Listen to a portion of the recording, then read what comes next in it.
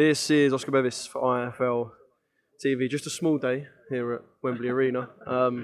You can kind of see a bit of the card behind Mr. Fabio Wardley. But first off, good to see you, my man. How are we? I'm good, thank you, mate. I'm all good. Good. I spoke to you a little bit after we was going to do something, but no better time than now to talk about your trip to Saudi Arabia.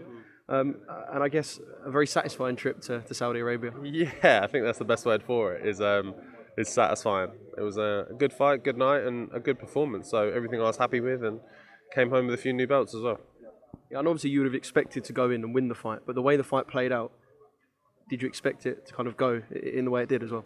Yeah, for the most part, everything went according to plan. There was nothing really in that fight that didn't go necessarily how we wanted it to. There's always going to be little cute moments where things you slip or miss or things don't really hit exactly the same. But overall, it all went exactly to plan. Adeleye came out how he thought he would. He boxed throughout the fight exactly how we thought he would. And I was able to implement our game plan and things we put together exactly how we wanted to. So it all fell quite nicely. And then a nice little cherry on the top with the finish at the end.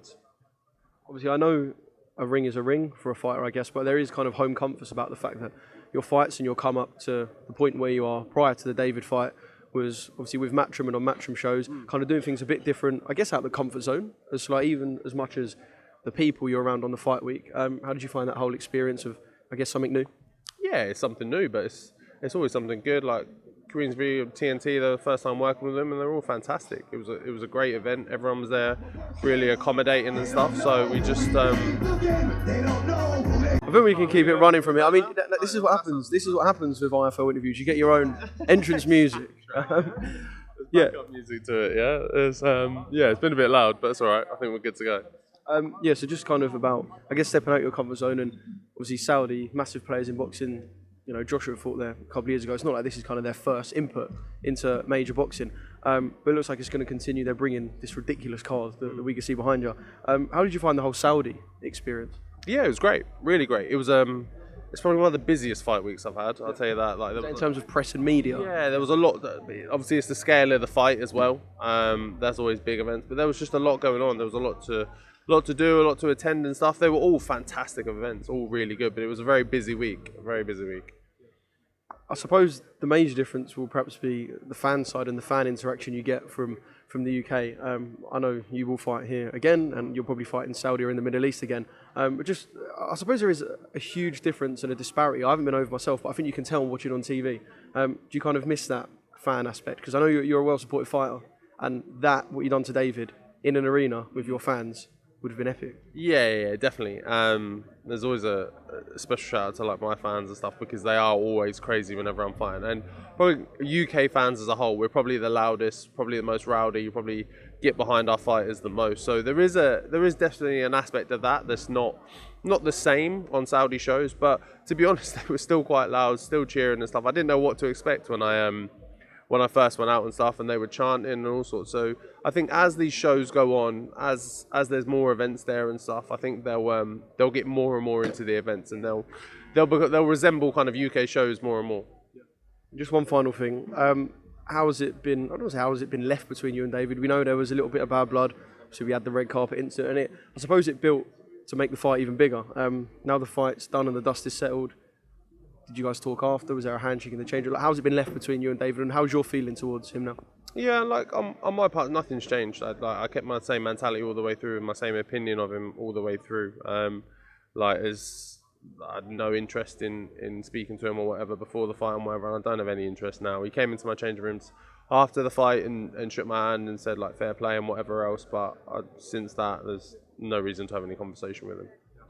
And just on the card that we see behind you, Anthony Joshua, Otto Wallin, Deontay Wilder, Joseph Parker, 2 of 6, 7 big heavyweight fights that we've got. If you can kind of break down the big 2 for me in Joshua Wallin and Wilder Parker, headlining to go towards each other with Joshua Wilder in the end. Mate, they're 2 wicked fights. Yeah, really, really good fights. It's weird because I think there was such a long period of time where we didn't even know if we'd ever like see them 2 on the bill together, and now you see them on a bill like this, not in the ring together, but on the same card. It's an interesting one, but they're 2 massive fights, and this it shows that the fight can be made, and is probably going to be made at some point later down the line. So this almost like little teaser of a thing of having them both on the fight on the same night and stuff is is a good little setup to then, however long in the future, a few months or whatever, when they do finally meet and trade blows. I suppose when you get two fighters built and they're on the same card and the end goal is for them to face each other, they might have fights where they're huge favourites. Anthony Joshua and Otto Wallin, that's a close fight. Yeah, exactly. But Parker's coming off a great win, and so is Wallin as well. He's coming off a good win against Gassiev, and he's proven, obviously, he got in with Fury and proved that he was very tricky to be in there with, and a southpaw as well. Someone that AJ, obviously Usyk is a different breed entirely, but someone that a style at least that he's not the most comfortable with. So it leaves the potential for a banana slip, and Parker's riding with a lot of confidence and a great knockout win on Simon Keane, so he can come into this fight with a lot of confidence and stick it on Wilder. And I suppose when or if we do get them two in the ring in Joshua and Wilder, I guess it's a complete gunfight. And how does that gunfight end? Yeah, Do we do it an injustice by just saying it's a gunfight because they're two guys who can punch hard? Because that's not all there. I know they have that, but I think it's at least a disservice for AJ, because he has proven in some other fights that he can really box to a game plan and box to a T as and when needs be. I think that the fact that he has that massive right hand, or at least they both do in the locker, I think we get drawn to that straight away. But at least AJ does have some solid boxing skills. We haven't seen much of Wilder. There's not really much to take from a first round knockout against Robert Helenius to say kind of how his new training. He's been with Malik for a while now, but how that's affected him and what that's done to his style. So it will be interesting to see when they finally get in there on the night and what styles they come out with. Obviously with AJ as well, he's I don't know if he's officially announced, however, but it's been heard that he's with Ben as well now. So that may affect his style and things. So however they come out on the night with these new trainers, new styles and stuff, it could be interesting.